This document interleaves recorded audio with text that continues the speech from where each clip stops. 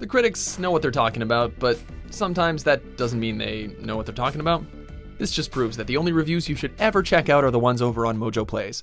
Welcome to WatchMojo.com, and today we're counting down our picks for the top 10 games that critics hated but fans loved. Before we begin, we publish new content every day, so be sure to subscribe to our channel and ring the bell to get notified about our latest videos.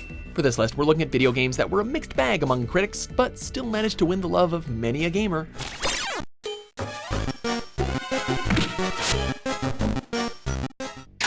Number 10, Double Dragon Neon.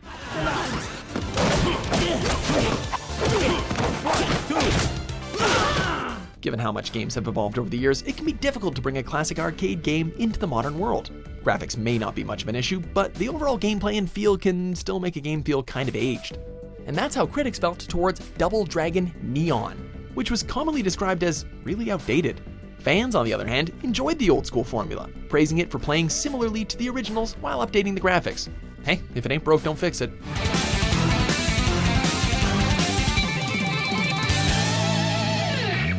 Number 9, Kirby Air Ride. Kirby Air Ride was the Kirby game we never knew we wanted. Well, most of us. Critics were a little harsh on our cuddly Pink Friends racing game. The most frequent complaints were aimed at the controls and somewhat steep learning curve. However, most players didn't really take issue with either of those. If anything, Kirby Air Ride is just another one of those games that's easy to learn but difficult to master. Plus, didn't addictive multiplayer warrant a higher score? Who cares? Who's up for a round of City Trial?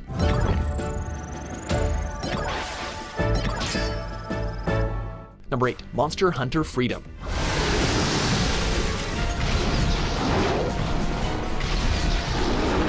Before the success of Monster Hunter World, the franchise had a few entries that didn't sit well with reviewers.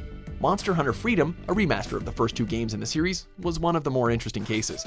Critics had complaints about the clunky controls, long load times, and the lack of a compelling narrative. As for hardcore players though, they didn't mind these problems, as it was a chance to experience the franchise's roots.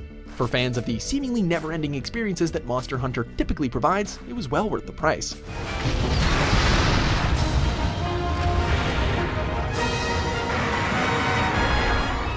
Number 7, SpiderMan Web of Shadows.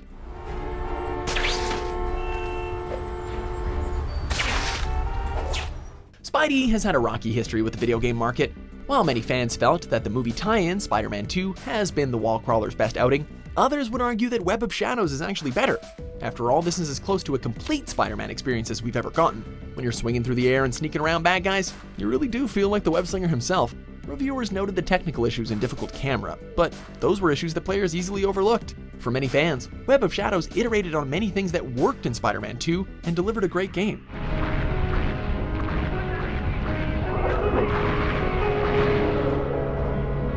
Number 6, Pokémon Mystery Dungeon series.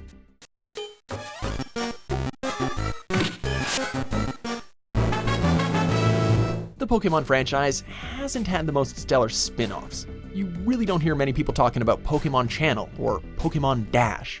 However, the Mystery Dungeon series has seen some success amongst hardcore fans. Despite critics not warming up to the dungeon crawler approach, fans appreciated the unique take on the series. With the ability to play as a Pokémon, it's hard not to see the appeal in Mystery Dungeon. Besides, the spin-off series is still going, over a decade later, so that's successful, right?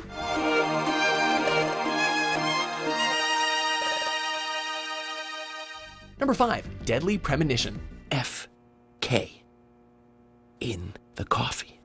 I knew I could count on it. Never fails. Some games are bad, and some games are good. This game is so bad it's good. Deadly Premonition has built a massive following because of how strange, awkward, and unconventional the entire story is. While critics noted the absurd writing and hilariously bad dialogue, most of them admitted it was part of the game's charm too. This did keep them from giving it a good score though. But for some players, that's just what kept them playing multiple times. The feedback was so mixed that Guinness World Records named it the most critically polarizing survival horror game. And given the specificity of that award, we don't see how any game could ever take that record. They're very particular about biscuits, I'll have you know. The balance of milk and butter you've achieved here. Oh my. Number 4, Dynasty Warriors series.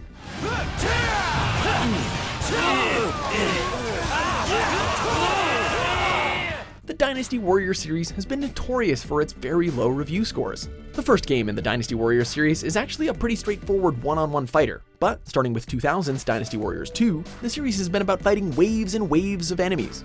It seems like with every installment, the series is criticized for awful voice acting and incredibly repetitive gameplay. However, the fans believe that this is what gives the franchise its charm. Its outrageousness makes the game fun and campy, and the gameplay is incredibly enjoyable when you get lost in the power fantasy of just swiping through dudes like they're made of grass. Hey, everyone likes their games different. Those who stand in the way of virtue shall fail. Number 3, God Hand.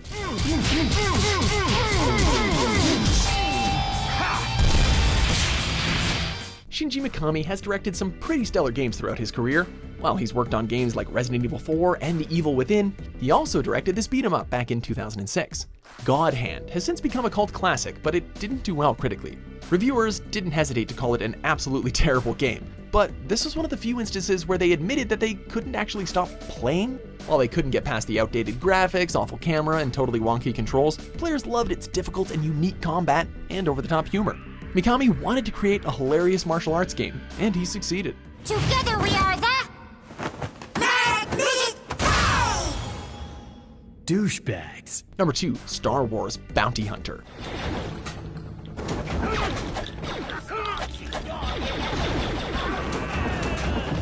We'll admit that Bounty Hunter isn't one of the best Star Wars games, but it certainly didn't deserve some of the harsh remarks from critics. The game was heavily criticized for sloppy controls and a bad camera. Overall, though, critics just found the game to be incredibly boring. Thankfully, gamers weren't too picky when it came to its technical issues. Many players were satisfied with the unique experience. After all, this is one of the few Star Wars games where you don't play as a Jedi. Plus, the secondary missions and bounty hunts kept players coming back.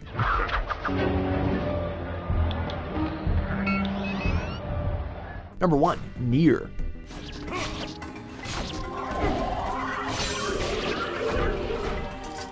Funny how the sequel from 2017 was insanely successful in comparison to its predecessor. But critics found Nier's gameplay to be repetitive, the graphics mediocre, and a drab experience overall.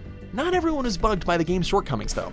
The story was so strong and engaging that it managed to resonate with a lot of players for a long time. Many took a liking to its Zelda-inspired design too. On top of that, users just couldn't get enough of the wonderful music. Nier wasn't a flawless game, but the scores could have definitely been higher than just 5s and 6s. If the monsters hear me, are they gonna come back for me? I won't let them hurt you, Yona. I promise. Do you agree with our picks? Check out these other great clips from WatchMojo and subscribe for new videos every day.